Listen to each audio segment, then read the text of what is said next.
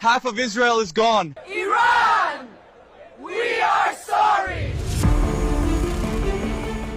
ইরানে ইসরায়েলের আকস্মিক হামলার জেরে শুরু হয় রক্তক্ষয়ী সংঘাত। পাল্টাপাল্টি হামলায় দুই দেশই ব্যাপক ক্ষয়ক্ষতির শিকার হয়েছে ইতোমধ্যে।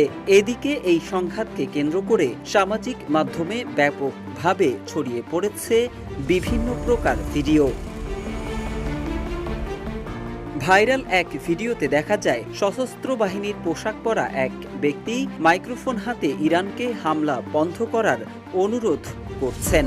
অপর এক ভিডিওতে দেখা যায় একদল লোক বলছেন, Iran stop the war, we are sorry. ব্যাপকভাবে ছড়িয়ে পড়া ভিডিও দুটির ব্যাখ্যা দিয়েছে ফ্যাক্ট ওয়াচ।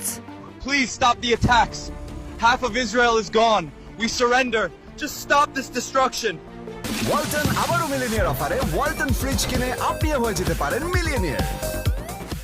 ধ্বংসস্তূপে দাঁড়ানো সামরিক উর্দি পরা ব্যক্তির এই ভাইরাল ভিডিওতে সময় টিভির লোগো দেখা যাচ্ছে, কিন্তু সময় টিভির সোশ্যাল হ্যান্ডেলগুলোতে এটি পাওয়া যায়নি। ভিডিওতে পজিটিভ ভাইবস অনলি 389 নামক একটি টিকটক অ্যাকাউন্টের ওয়াটারমার্ক রয়েছে, যে সূত্র ধরে উক্ত অ্যাকাউন্টে মূল ভিডিওটি খুঁজে পাওয়া যায়।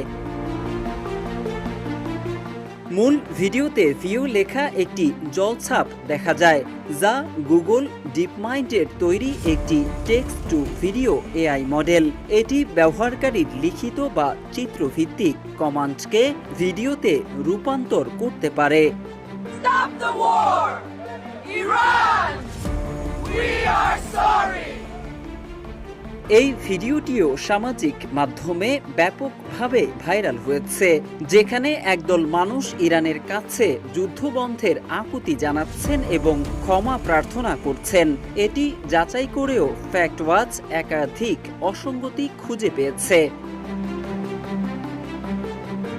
ভিডিওটির শুরুতেই নীল জামা পরা খালি হাতে একজন পুরুষকে স্লোগান দিতে দেখা যায়, কিন্তু চোখের পলকেই অস্বাভাবিকভাবে তার হাতে একটি ইসরায়েলি পতাকা চলে আসে। কোথাও কোথাও স্লোগান দানকারীরা একে অপরের মধ্যে বিলীন হয়ে যাচ্ছেন।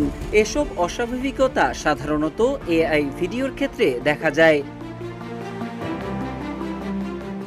ভিডিওটি ডিফেক্ট কন্টেন্ট শনাক্তের টুল হাইভ মডারেশন দিয়ে যাচাই করে দেখা যায় এটি এআই দিয়ে তৈরির সম্ভাবনা 99.1%। ডিফেক্ট ও মিটার দিয়ে যাচাই করেও জানা যায় এটি কৃত্রিম বুদ্ধিমত্তার সাহায্যে তৈরি করা ভিডিও। এছাড়াও এই ভিডিওটির নিচে ডান পাশে ভিউ লেখা একটি জলছাপ দেখা যায়, যেটি একটি উন্নত ভিডিও তৈরির এআই মডেল। অতএব সামরিক উর্দি পরা ব্যক্তির হামলা বন্ধের অনুরোধ এবং একদল নারী পুরুষের ক্ষমা চাওয়ার দাবিতে ছড়িয়ে পড়া ভিডিওগুলোর অসঙ্গতি প্রমাণ করে এগুলো বাস্তব নয়।